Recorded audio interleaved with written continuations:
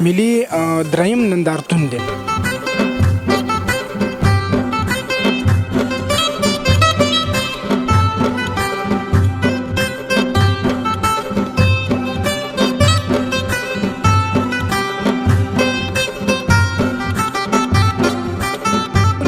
کوټپور ولسوالي د پاغل تاسو شبکه شته دی خو مګر د 4G خدمات نه لري. هر قسم جامې واسکټ کورتۍ فکول دا هر څه جوړولې شو او بوټونه جوړو دا ټول نیچرل دي. دا ته کوم تولید ویني زموږ تولید دا ټول طبيعي نیچرل دی کې هیڅ نشته صرف بشري قوت کې استعمال شوی دی. همداسې د لبنیات او تازه لبنیات شودونه چې څه جوړیږي ټول ما سره دکان کې موجود دي. په دې کې نو تاسو مثلا د چا سره ډیر زیات تنګيږي غوسه راځي قهر راځي مثال وخت نمخ کې وخت سپینېږي د جام اډو کې درد کې ملا بندونه کې دردونه اوسېږي د وجود بندونو کې دردونه اوسېږي ګرځنده دردونه خلک ورته قلنج باد دا قلنج باد نه دا ګرځنده عصبي دردونه د ټولو عصبي امراض لپاره چې دا ډیر بهترینه دوا ده په ګارانټي او په ضمانت باندې ورکول کیږي. بل پیدا دا چې دا د وطن درمل دی او وطن کې جوړیږي وطنوالو ته وړاندې کیږي. نو وطن کې چې کوم کیفیت باندې جوړیږي بل ځای کې نه جوړیږي. پروژه اوس موږ د څلورو کورونو لپاره ډیزاین کړې ده چې په هر کور کې به خپل بټن لګیدلی او دغه اشاره به لګیدلی. موږ که هر کور چلانو دا بټن چې وال شي په څلور وړو کورونو کې به دغه کور شماره خودل کیږي چې اوس دریم کور مصرف کوي. د دریم کور د میټر نه به دغه برق مصرفيږي.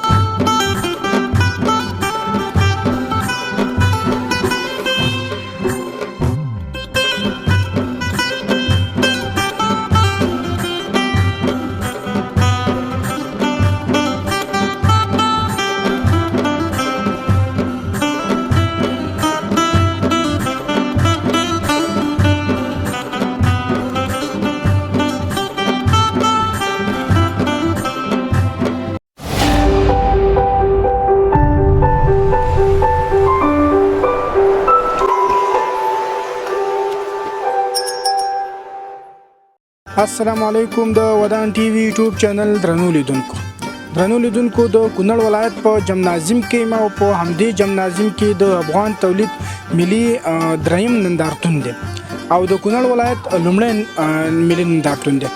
په دغه نندارتون کې ګډون کوو د تقریبا چې 350 غرفې لګېدلې دي. نو په دې کې بیلابیل شیان دي. نو په دغه غرفو کې کوشش کوو چې په زیاتو غرفو باندې وګرځو د هغې سره د هغې د لاسي صنایع په اړه باندې وغږېږو او د هغه معلومات تر تاسو سره شریک کړو. دغه نندارتون د 3 ورځو لپاره دی چې نن پنجشنبه سبا جمعه او شنبه په ورځ به دغه نندارتون پای ته رسیږي.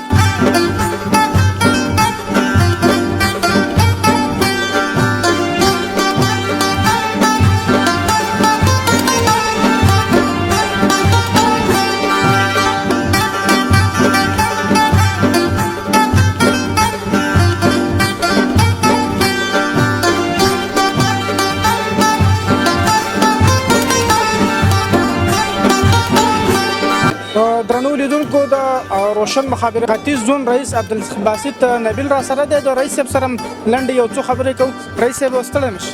خیر اوسئ، ډېره مننه، تشکر. رئیس صاحب اول خو په خیر راغلی کونړ ته او دې نندارتون ته په خیر راغلی. سلامت اوسئ وروره، ډېر خوشحاله یو چې نن په کونړ کې او د کونړ په ښکلي ولایت کې داسې یو ښایسته نندارتون لرو او ډېرو شرکتونو اشتراک کړی دی چې په هغه جمله کې روشن مخابراتي شرکت یوازینی مخابراتي شرکت دی چې دلته ګډون لري او موږ په دې باندې ډېر خوشحاله یو. رئیس محترم مستقیما براشو د روشن دغه ته کله چې د مخابراتي شبکو خبره کیږي نو حتما اول په افغانستان کې خلک د انټرنیټ ته دغه راوړي. په انټرنیټ کوم څومره کموالی راوستی دی یا په راتلونکي کې کوم پلان لرئ پکې؟ روشن مخابراتي شرکت الحمدلله په کونړ کې 4G خدمات لري او د مشکلاتو او د ستونزو په نظر کې نیولو سره اوس موږ پلان لرو چې 2 نور سایټونه د اسداباد په ښار کې اضافه کړو. البته د نرخونو په حساب کې درته وایم روشن مخابراتي شرکت د ټولنې ټول اقشارو په نظر کې نیولو سره مختلف پکیجونه اعلان کړي دي او ډېر په مناسبو بیو باندې ښایسته پکیجونه ټولنې ټولو وګړو ته په ځانګړې توګه محصلینو دپاره موږ ډېر ځانګړی پیکیج دې ورځو کې اعلان کړی دی چې محصلین کولی شي چې ډېر کمه بیه باندې خپل تحصیلي مشکلات حل کړي او د انټرنیټ نه ښه استفاده وکړي. رئیس صاحب یو وروستۍ پوښتنه دا لرم چې په ډېرو ولسوالیو کې به ستاسو مخابراتي شبکې وي خو موږ هغې نه معلومات نه لرو. یو چې د وټپور ولسوالي ده په هغلته ستاسو شبکه شته دی خو مګر د 4G خدمات نه لري. د وټپور خلکو ته کوم زیره ورکوي یا د نورو ولسوالیو ته چې هلته په 4G خدمات په څومره وخت کې پیل شي؟ د یوازې د وټپور خلکو ته نه بلکې د کونړ د ټولو ولسوالیو ته د اطمینان ورکوو انشاءالله چې روشن په دې هڅه کې دی چې ډېره نږدې راتلونکي کې د کونړ په مختلفو ولسوالیو کې خپلو خدماتو ته ارتقا ورکړي او د 4G خدمات عرضه کړي انشاءالله. ډېره زیاته مننه رئیس صاحب. درنو لیدونکو نو دا اولنۍ غرفې نه شروع کوو چې یوه د رنګونو غرفه ده. نو د دې مسؤل را سره د ورور ستړی مشي او نوم دې څه؟ السلام علیکم. عبدالقدیر جلیلی ما یو تن مدیر د بازار ابي د سران حضرتي.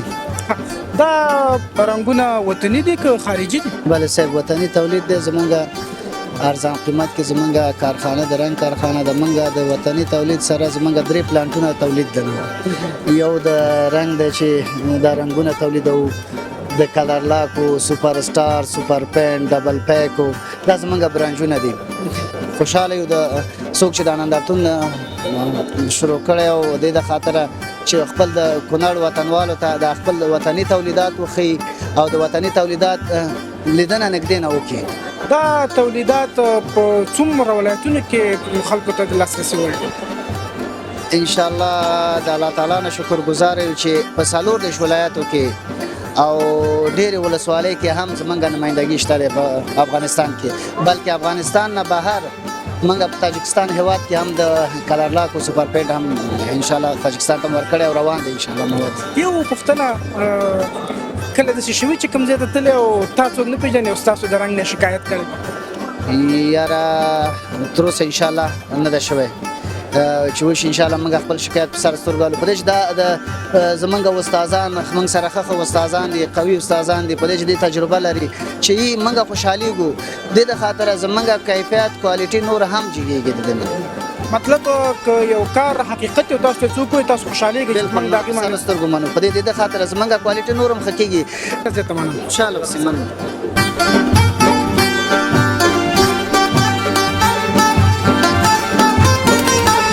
درنو لیدونکو نو د افغاني درملو په غرفه کې ما د دې سره هم خبرې کوو. وروره ته ستړی مه شې او نوم دې څه دی؟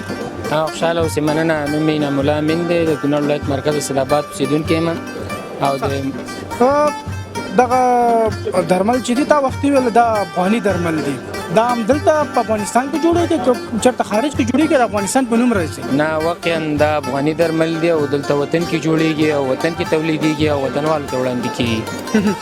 دغه درمل خو څومره وخت کېږي چې تاسو دا کمپنۍ راوړې ده او دلته کار کوئ؟ واقعا مونبرایډ د نورو کمپنیو په نسبت باندې افغانستان ته څه موده وړاندې تقریبا 9 کاله کېږي 2015 کال نه په افغانستان کې فعالیت شروع کړی دی، وطنوالو ته اعتمادي باکیفیته درمل وړاندې کوي. یو پوښتنه خارجي ډېرې کمپنۍ نه پیدا کېږي، ولې د داخلي کمپنۍ ته زړه خوري؟ اصلا دې کې ګټې ډېرې دي. خارجي خو دا ده چې ګټې خارج ته ځي او فایدې لکه د افغاني په نسبت باندې ډېره کمه ده.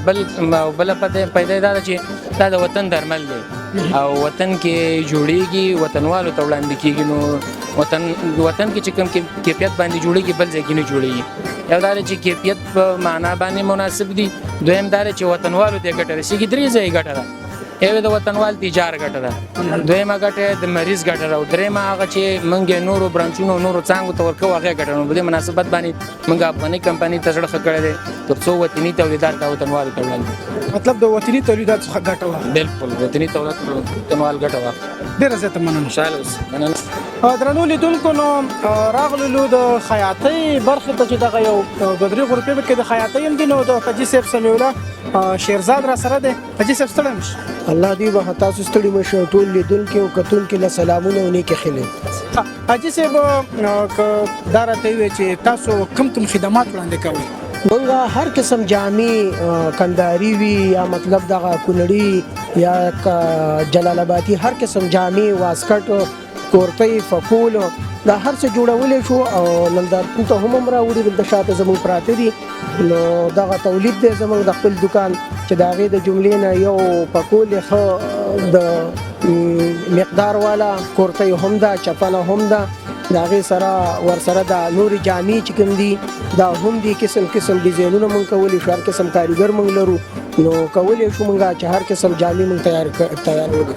څومره کاریګر د څه کار کوي؟ دا اوس وخت کې را سره کاریګر تقریبا 15-14 کاریګر را سره کار کوي او بیا د هغې کاریګرو سره چې کوم دی هر کاریګر سره خپل یو وړوکی شاګرد لرو او د هغې نه علاوه کټران 2 دانې لرو او ښه په الحمدلله په ښه مقدار سره هر څه موږ سره برابر دي کاریګر خانه. مطلب 10 یا 40 کسان نجی صاحب دلته په خپل ولایت کې په کار کوي.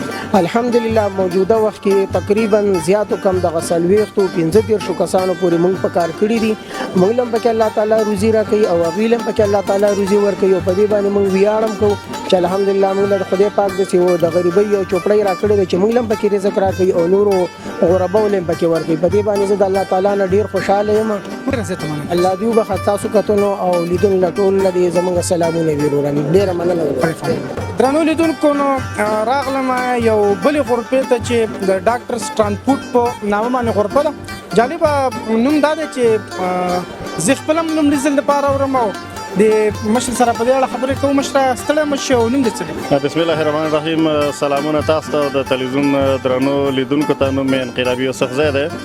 یوسفزی صاحب که دا راته ووایې دا شیان تاسو د خارجي شیان نه جوړوئ که د داخلي میوو نه جوړوئ؟ څه شي بدبختانه چې خارج نه څومره شیان موږ ته راځي بې کیفیته وي، یوازې تجارتي مالي دا په افغانستان کې داخل جوړېږي. په پکتیکا کې د شرکت دی په اورګنو ولسوالۍ کې دا د وچو میوو نه جوړېږي. خپل د وطن پسته، بادام، جنغوزه، کاجو، شیدې دي، وچ شات پکې دي، ټول د وچې میوه ده او د هغې نه جوړېږي. خاص د یو فارموله ده، ساینسي فارموله باندې چې د عصبي سیستم د نه چې کوم ناروغي انسان ته پیدا شوي د هغې لپاره دا مکمله دوا ده. لکه په دې کې د زړه تشویش کوم مرضونو ته مطلب کار کوي؟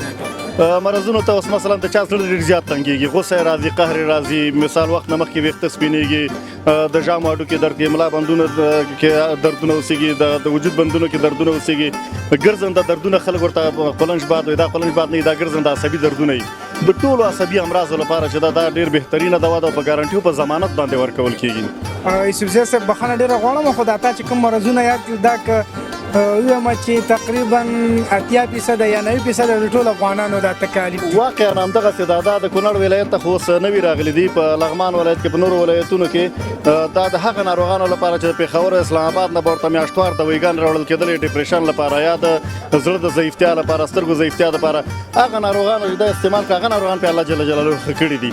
یعنې دا افغانۍ مال دی، د افغانستان تولید دی او په ضمانت ده، په ګارنټي باندې ده. کوم خلک چې دغه جنس استعمال کوي هغه بیا نورو ته وایي چې دا ناروغي په دغه کېږي دلته ورشه. زیاتره خلک داسې چې ملا کې دردونه وي، د ملا بندونو دردونه اوسېږي، هغه هم الله جل جلاله په ده باندې ښه کړي. ډېره زیاته مننه. تاسو نو ډېره مننه، خوشحاله اوسئ. درنو لیدونکو نو راغلو دا بله غرفه چې دا د تیزابو غرفه ده، نو د دې سره هم خبرې کوو. وروره ستړی مه شئ، نوم دې څه دی؟ السلام علیکم. نوم مې عبدالولي ریحان د کونړ ولایت د خاص کونړ ولسوالۍ اوسېدونکی، د سودیس مومن د تیزابو د تولید فابریکې یو تن همکار. دا راته ووایي چې دا فابریکه دلته په کونړ کې تاسو لرئ که په بل ولایت کې ده؟ مننه، کور مو ودان چې موږ هم د دې جوګه کړو، وخت هم راکړو. بلې ورجانه دغه فابریکه چې دا د کونړ ویاړ دی او د کونړ تولید دی. همدلته په کونړ کې د ډنډونو 4مې ناحیې د منارې جومات سره ترڅنګ موقعیت لري. کار څومره پرمختګ کړی دی؟ کار دا چې زمونږ ابتدایي مرحلې دي، نو ځانګړې مننه د صنعت او سوداګرۍ د ریاست نه کوو چې دا نندارتون یې په لار اچولی دی چې دا د صنعتکارانو لپاره یو ښه لاسته راوړنه ده د بازار موندنې په رابطه باندې. نو انشاءالله تمه لرو چې دا دولت دغه ډول نندارتونونه نندارې ته وړاندې کړي نو زمونږ په بازار موندنه باندې به ډېر مثبت تاثیر ولري او ډېره مننه ترې کوو انشاءالله تمه لرو چې زمونږ د دې نندارتون سره به بازار موندنه یو څه مثبت تاثیرات ولري. د دغه فابریکې د څومره وخت کېږي چې پرانیستنه دې ورته کړې؟ تقریبا د دې فابریکې خو 2.5 میاشتې کېږي چې پرانیست غونډه شوې ده او په تولید یې پیل کړی دی. دا راته وایه که په دغه فابریکه کې تاسو سره څومره کسان په کار دي؟ اوس خو ما تاسو ته یادونه وکړه چې ابتدایي مرحلې دي نو اوس د 6 نه تر 8 پورې کارکوونکي دي او انشاءالله که چېرته پراختیا وکړي موږ به هغه ورونه چې د کار دغه نه لري زمینه ورته مساعد شوې ده نو هغه به په څنګ کې نیسو ورسره چې کاري زمینه ورته برابر کړو یو څو حلاله نفقه کور ته یوسي. ډېره ښه تاسې نه مننه چې موږ ته مو وکړه. درنو لیدونکو نو د تخنیکي او مسلکي د زده کړو غرفې ته راورسېدلو زمونږ ملګری انجینر صاحب زاهد الله خو به تاسو پیژنئ موږ سره په ډېرو خپرونو کې ملګرتیا کړې ده راسره ګرځېدلی ده نو په دغه کومې اختراعګانې چې دی کړي دي نو انجینر صاحب هم په دې کې خبره ډېر لاس لري. پروژې څنګه دي؟ باران حس کوونکې آله ده. کله زموږ او ستاسې په کورونو کې یا د شپې د خوا یا د ورځې د خوا یا داسې تعمیرونه وي چې هغه سرپټي که څوک داخل ناست وي او بیرون د دې څه اسباب پراته وي چې باران یې خرابولی شي د هغې دپاره دا آله ده کله چې باران څاڅکي په دې ځای باندې ولېږي دا خبر ورکوي چې دلته اوس باران ورېږي. دا به زه تاسو ته چیږم دغسې یو الارم لګوي دا خبر ورکوي چې دلته بیرون باران ورېږي. د اواز ته دا خبر ورکوي چې اوس دلته باران ورېږي په دغه ساحه کې نو موږ کولی شو چې خپل هغه اسباب چې باران یې خرابوي په عاجل ډول یې لرې کړو د هغې ساحې نه. مننه انجینر صاحب اوس به دې ته راوړو کې مامن صاحب دې ته لږ راتاو شه. دا ډېر یو غټ سیستم تاسو جوړ کړی دی دلته راشه لږ نږدې کیمرامین صاحب او دا د نږدې نه راواخله.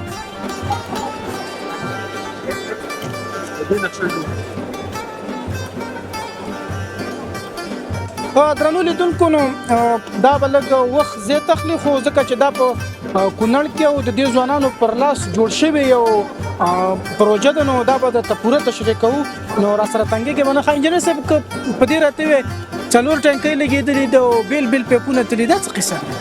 دا یو داسې پروژه ده چې په اوسني وخت کې ورته ډېر ضرورت دی په کلیو او بانډو کې او ښارونو کې دې ته ډېر عاجل ضرورت دی.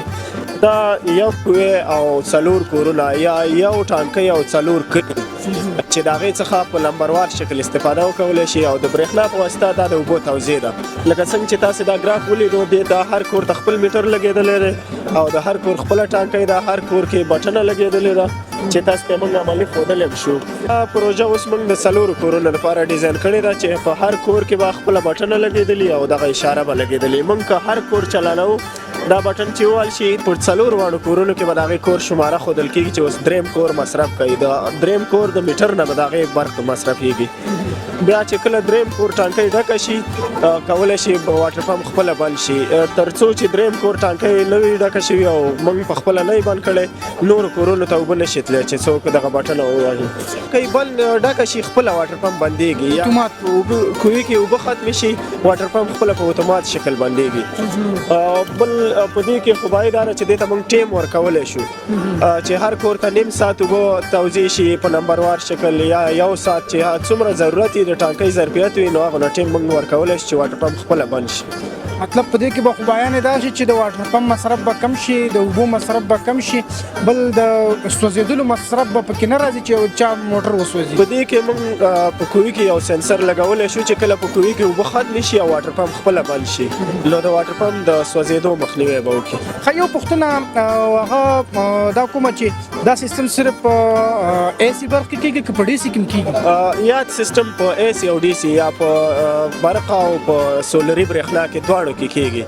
دغه وسایل چې په AC کې شته دی دا په DC کې هم شته دی موږ کولی شو چې دا سیستم ورته فعاله کړو. دا سیستم خو به تاسو هم دلته خپله فعالولی شئ؟ دا سیستم د تخنیکي او مسلکي زده کړو امریت اړوند د صنایع مسلکي انسټیټیوټ د 14 ټولګي زده کوونکو کړی دی. یو خبره که د یو کلي یا د یو 2-3 کورونو والا وغواړي چې دا سیستم جوړ کړي په دې به مصارف څومره راشي؟ په یاد سیستم موږ په یاد سیستم باندې تقریبا زموږ د ټولګي یا زموږ د محصلینو لخوا تقریبا 40,000 روپو پورې مصرف شوی دی او کولی شي چې دینه کم او که د دوه کورونو یې په هغې کم راځي که دینه زیاتېږي بیا زیات مصرف غواړي نو مصارف یې شته خو فایدې د مصارفو نه زیاتې دي. ډېره زیاته مننه له تاسو څخه. درنو لیدونکو نو راغللو دغه بله غرفه چې ده د سنگ مرمرو غرفه ده نو وروره ستړی مش خیر ستا ستړی مش دغه کوم د سنگ مرمرو که دغه کاڼي دي یا دغه نور مواد دي دا تاسو همدلته په کونړ کې خپله وباسئ که د بل ځای نه راوړئ؟ داسې ده وروره دا کم کاڼي چې تاسو وینئ دا چې پراته دي دا ټول دلته شتون لري خو داسې مشکلات شته دی د برق له کاغذ نه راوړو.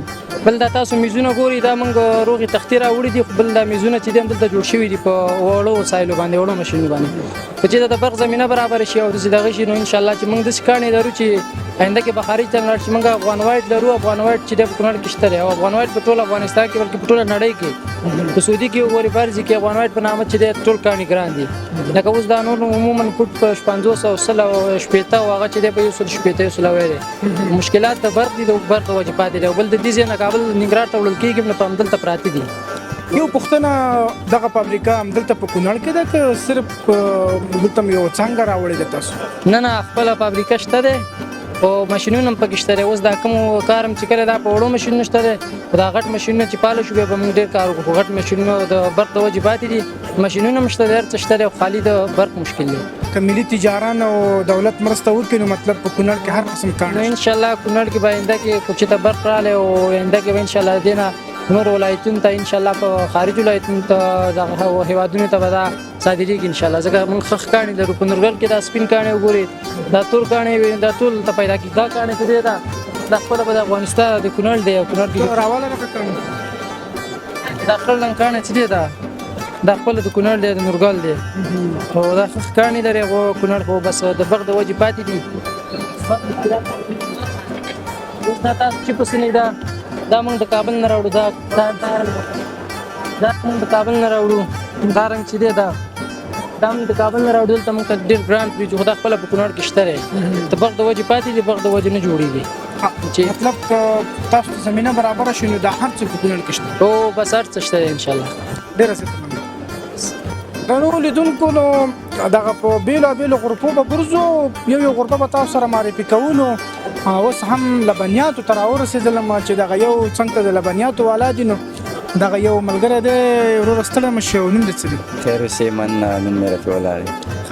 رفیع الله دا راته ووایه چې دا شیان که راته یو معرفي کړي چې دا دې څه شی خوستی؟ خاص دا خو غوړي دي خالص غوړي دي 100% دي سوچه غوړي دي زمونږ په اصطلاح دي وطني دي او د وطن تولید دي او ورپسې څنګه چې کم دی دغه دا کیر دی دا موږ خپله جوړو په دوکان کې دا هم ښه دی او دې کوم ماشین دی که نه نسې لاس دا زه خپله جوړم شوده دي او لاچي ده او همداسې نور وسایل دي ورسره او څنګه کې دغه پیک شوي مستې دي دا هم وطني مستې دي خو موږ نن دغه نندارتون د خاطره پیک کړي دي او ورسره مطلب دې پیک کې مچلته تاسو به نه همدې کې عمل ته جوړ کړي دي تیار او ورسره څنګه کې چاکه دا هم خپل جوړو خو د نندارتون له خاطر مو دا هم پیک کړي دي که دا تاسو په داسې افغاني وسایلو کې مطلب کاسو کې یا په یو بل شي کې چلوي زما فکر به ډېر خوند کوي نو هر ځای دغه لپاره مطابق چې کوم سیستم یې هماغسې باید کار وکړو که نه نندارتون لپاره همداسې په کار و موږ همداسې وکړو. د دې نه خپله په دوکان کې کوم شیان د دې نه اضافه لرئ تاسو؟ او هغه نیغ هم لرو پرت لرو همداسې د لبنیاتو تازه لبنیات شودونه چې څه جوړېږي ټول ما سره دوکان کې موجوده دي. په دې کې خو دا ویلی هم نشو چې دا به خارج ملک نه راځي ځکه دا به زموږ خپل تولید دا زموږ خپل تولید دی د وطن. څومره کسان د څه کار کوي؟ تقریبا دوه نور دي او یو سپلندري کسان یو ټول 3 کسان په دې کار په الحال 3 کسان مصروف او یو ډرایور دی چې هغه بیا ترانسپورتي سیستم کې د ټولو نه شوده راوړي فارمونو نه موږ بیا راوړي هغې سره بیا څلور ورځو.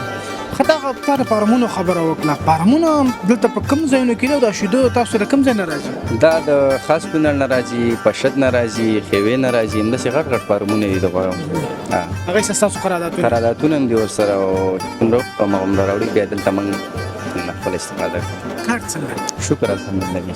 سات پکې تیری الحمدلله بس ډیره زه ډېره مننه تاسو نه. درنو لیدونکو نو موږ به ویل چې لاسي صنایع او لاسي صنایع نو اوس صحیح د لاسي صنایعو ته راورسېدلم که نه نو حاجي صاحب اول که دا راته ووایه چې نوم دې څه دی رښتیا؟ بسم الله الرحمن الرحیم. زما نوم ډاکټر نجم الدین د کونړ ولایت د شګل ولسوالۍ د شنګرګل د کلي اوسېدونکی یم او د مومن شینواري په نوم یو شرکت زما ورور دی، د هغه تخنیکي مسؤل یم. ښه حاجي صاحب دا د څه شي دپاره دی دا پوخ؟ دا پوخ دا بالښتونه دي د ډبل بیډ دپاره بالښتونه دي، دا لاسي جلوګي دا مختلف شیان موږ جوړوو. دا ګیلم دی، دا ګیلمونه جوړېږي، دا غالۍ ده چې دغه څخه جوړېږي، دا دغه بیکونه ته جوړېږي، دا مختلف شیان چې پاکونه جوړېږي، غالۍ دي، ګیلمونه دي، ټول شیان مختلف شیان موږ جوړوو. چې دا کوم شیان لګېږي دا ټول ستاسو خپل دا ټول الحمدلله زموږ خپل لاسي جوړ دی، زموږ خپل لاسي نه وخت دی، خپل لاسي دغه دی. د دې ستاسو بیا فابریکه کوم ځای کې ده؟ زموږ فابریکې چې موږ د پرمننت دایمي سنټر لرو په شګل ولسوالۍ کې دي، څوکۍ ولسوالۍ کې دي، خاص کونړ ولسوالۍ کې، نارنج کې دي او داسې نور ولسوالیو کې موږ غواړو چې دا دایمي سنټر زیات کړو، نو دې کې خلک په کار کوي. تاسو د دې لپاره یو مستقیما یو ځای ټاکلی وی لکه مطلب داسې یو ځای او دې لم کاریګر مطلب سهار راتللی بیا ماسپښین یا ماښام تللی داسې یو سیستم که تاسو برابر کړی وی هغه ښه نه و؟ همداسې زموږ د دې لپاره مختلف کټګورۍ باندې موږ خلک ټاکلي دي. هغه ساو کې چې زموږ کاریګر زیات دی، ورو ورو رشد کوي، توشیع کېږي، زیاتېږي، نو په هغه کې هم موږ دغه کوو دایمي سنټر یې جوړوو. کوم ځای کې چې کم وي نو موږ دلته موږ خپل دفتر لرو، د محبس په ساحه کې دی، هلته دفتر دی، خلک هلته راځي، کاریګر دغه منتخب مواد ورکوي، کورو ته وړي، هلته یې جوړوي او دغه کوي. دا یو بالغ په یو کاریګر په څومره ټیم کې جوړولی شي؟ دا یو بالغ یو کاریګر چې کوشش وکړي په یو 2 ورځو کې جوړوي دا. او د یو بالغ به قیمت څه دی؟ د یو بالغ موږ د خپل وطنوالو د پرداخو زیاتره د خارج ته صادر کیږي، په موږ د خپل وطنوالو لپاره 200 افغانۍ ټاکلي وي د یو بالغ. حاجي صاحب د ازادۍ د اتل شاه غازي امان الله خان یو عکس هم تا جوړ کړی دی، ډېر خوند یې ماته راکړی دی. دا عکسونه هم تاسو بیا هم دلته خپله جوړوئ؟ دا موږ خپله جوړو، دا موږ رنګاویزي کوو، ډیزاین کوو، خپله جوړوو. یو څوک د مطلب آرډر خپل شخصي درکړي چې ماته داسې یو عکس جوړ کړي؟ بالکل هر قسم آرډر راکړي، هر قسم نقشه راکړي، هر شی راکړي، موږ خپله ډیزاین کوو. موږ بوریا سیستم لرو کمپیوټر کې، موږ دا کوو، بیا رنګاویزي کوو او د خپل ذوق مطابق د مشتری د ذوق مطابق شیان جوړوو. څومره مصارف راځي؟ د یو عکس باندې مصارف چې موږ خپل مصارف تقریبا $200 پورې راځي.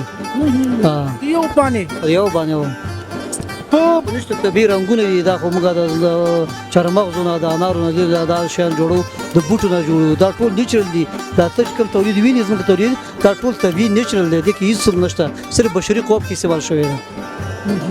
په دغه د کارمندانو تا ویل کنه چې ما سره کسان کار کوي، ستا سره په یو کارخانه کې چې تا ویل زه وړې کارخانې لرم کنه، په یو کارخانه کې څومره کسان کار کوي؟ الحمدلله ما سره ټول کونړ په سطح باندې موږ سره تقریبا 300 پورې کاریګر کار کوي، چې په دې کې یو سره 200 کسان چې دي د دې ولسپینن په برخه کې چې دا تارونه جوړوي، دا ټول زنانه کار کوي او دا باقي پاتې چې دي دا هم زنانه دي، خدا به غالۍ جوړوي، دا شیان ترې جوړوي.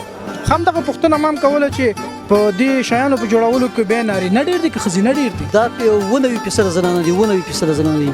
دا 3% چې کوم نارینه دي دا په موږ دفترونو کې استعمالوو، په تخنیکي مسؤلان چې کوم کارونه چې زنانه نشي کولی د شاخه کارونه چې په دې کې کوم دي هغه بیا نارینه په مخ وړاندې وړي.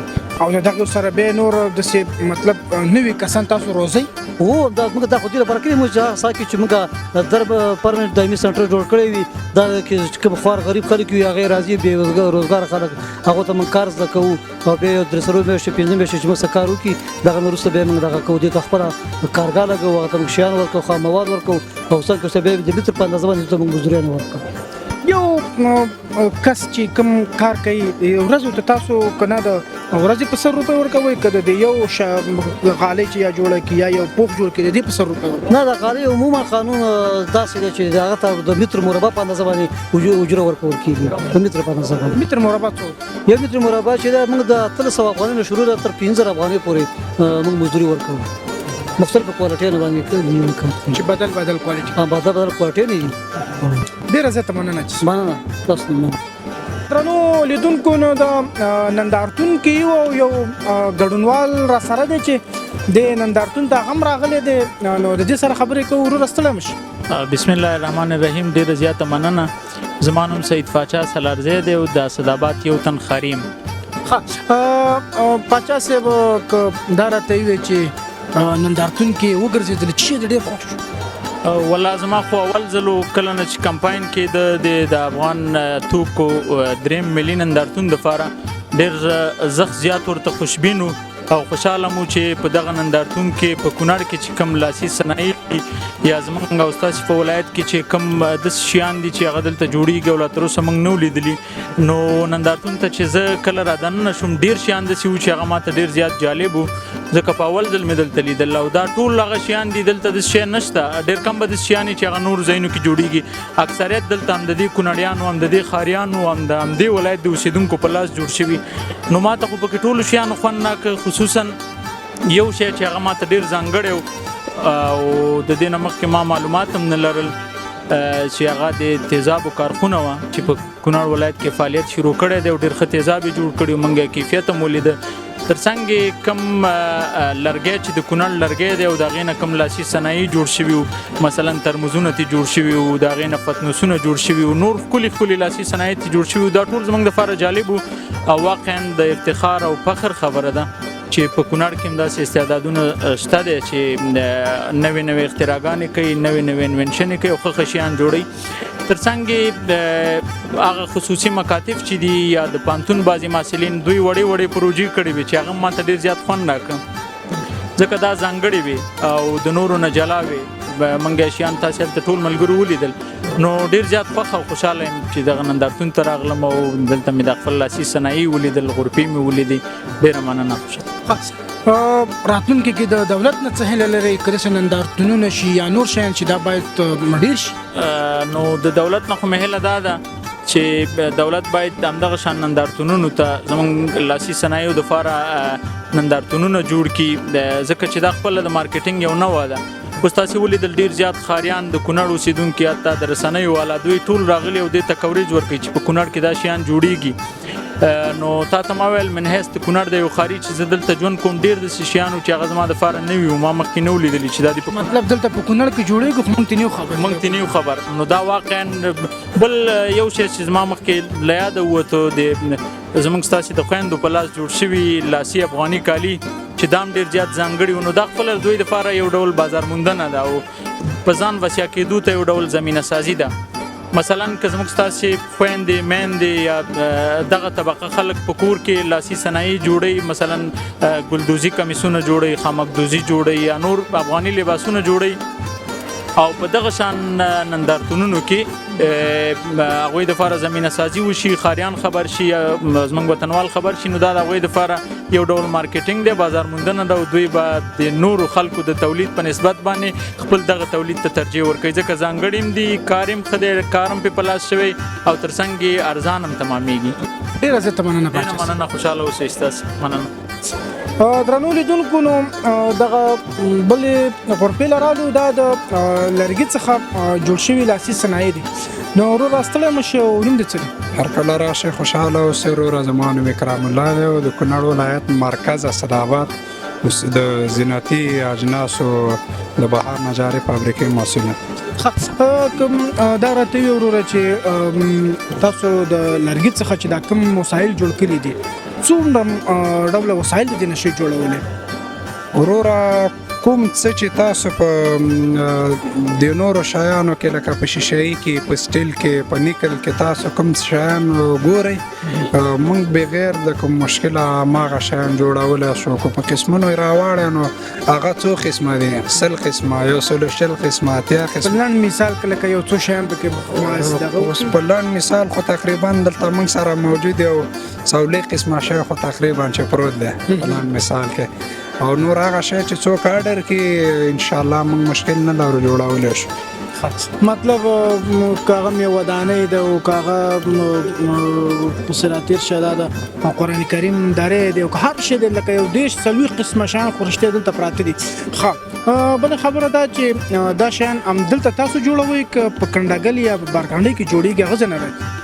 نو وروره تاسو د کنډګل ساخت چې دی دا لږ کمزوری دی په دغه کې په جوړښت کې په ډیزاین کې په صفایي کې نو موږ د هغې ځینې شیان نه راوړو موږ یې په خپله جوړو زه په خپله الحمدلله مسؤله یم کارګره یم په خپله په نجارۍ کې 3 کسبه دي ګلکاري ده ډیزاین دی او جوړول دی 3 واړو مسؤل او جوړښت د هر څه زه په خپله کوم څومره کاریګر د سکار کوي ما سره په خپل الحمدلله 3 مې ورونه دي او 3 راسه نور دي نو شپږ کسه موږ استادان دي او 3 راسه شاګردان او لیدونکو که د دې په اړه بیا تاسو نور معلومات غواړئ نو په دې موږ یو پوره خپرونه کړل ده زموږ په چینل کې شته دی بیا ورشئ او په دې د ریټونو د هر څه په اړه باندې زموږ یو پوره خپرونه شته دی نو اوس که په دې یو غږیږو نو زموږ خپرونه نوره هم اوږده کېږي نه غواړو چې خپرونه اوږده کړو نو په دې په اړه زموږ یوه بله خپرونه شته زموږ په یوټیوب چینل کې شته دی هغې نه بیا کتلی شي